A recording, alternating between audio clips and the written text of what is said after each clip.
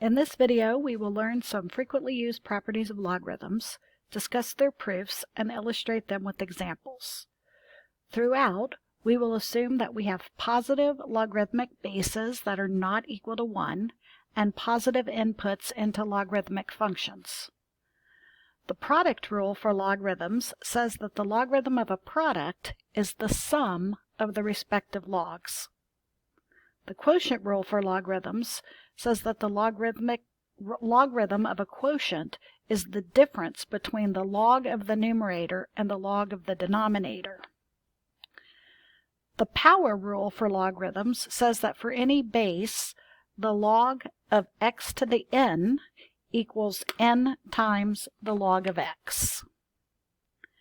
Since we know that logarithmic functions and exponential functions with the same base are inverses, we have two inverse properties.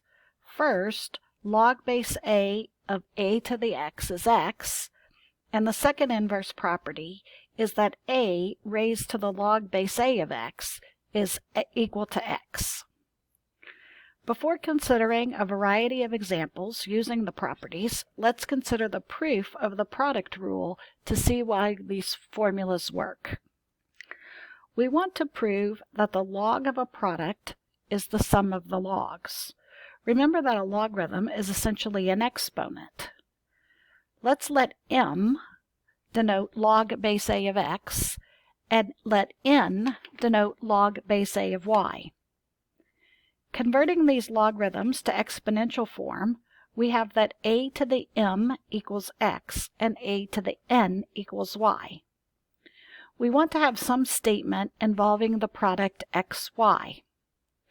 We substitute the exponential expressions, and we know that to multiply like bases we add the exponents.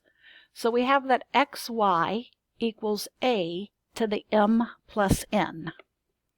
In logarithmic form, this is that log base a of xy equals m plus n.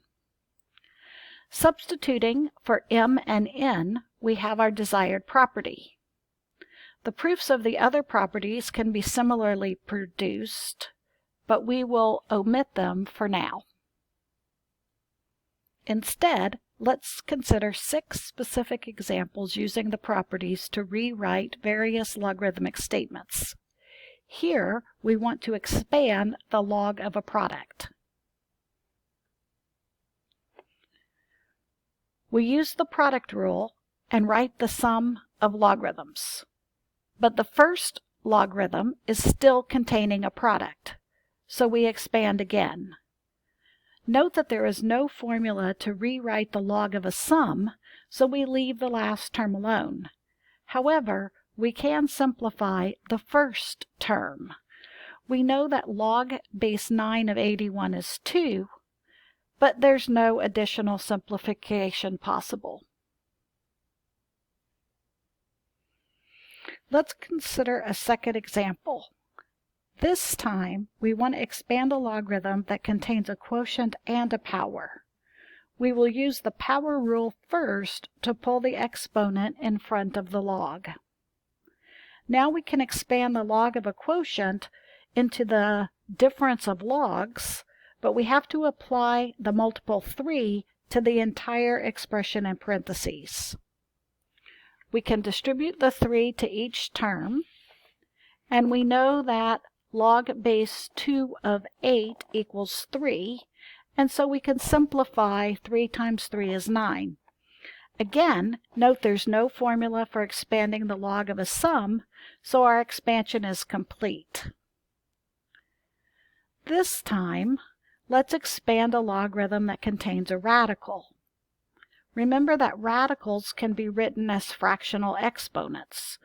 So the power rule allows us to write the exponent as a multiplier of the log. Now we have the log of a quotient to write as the difference of logs, and again we have to apply the multiple to both terms in parentheses. We can distribute the 1/2 and note that the first term still has a power. Applying the power rule again lets us pull the 3 in front of the log on the first term. Finally, we have our desired expansion. In these first three examples, we use the properties of logarithms to expand expressions. There are many occasions in which we want to use these properties in reverse to condense an expression into one logarithmic statement. So let's condense the expression 4 times the quantity log base 5 of 7 plus log base 5 of x minus log base 5 of 3. Happily, all of the log expressions have the same base. Now let's proceed to apply the logarithmic properties in the order of operations. Since we should work inside the parentheses from left to right, we first replace log base 5 of 7 plus log base 5 of x with log base 5 of 7x using the product rule. Next, we can write the difference of logs as the log of a quotient using the quotient rule. Finally, the multiplier in front of the log can go up as an exponent on the input of the log function. Let's consider another example. This one is similar to the last, except that the multiplier in front of the logs is a fraction. According to the order of operations, we want to start inside the parentheses and write the difference of logs as the log of a quotient. Then the multiplier becomes an exponent. And finally, we write the 1/2 power as the square root function. For our final example, let's consider a problem in which we must be especially careful about the order of operations. Notice that inside the parentheses, we must apply the power rule before the product rule. Since we are applying the power rule inside the parentheses, it doesn't hurt to also apply it to the first term. Still working inside the parentheses, we decide to perform some simplification. Now we apply the product rule inside the parentheses, and finally apply the quotient rule to obtain our desired result. Notice that the large parentheses are redundant.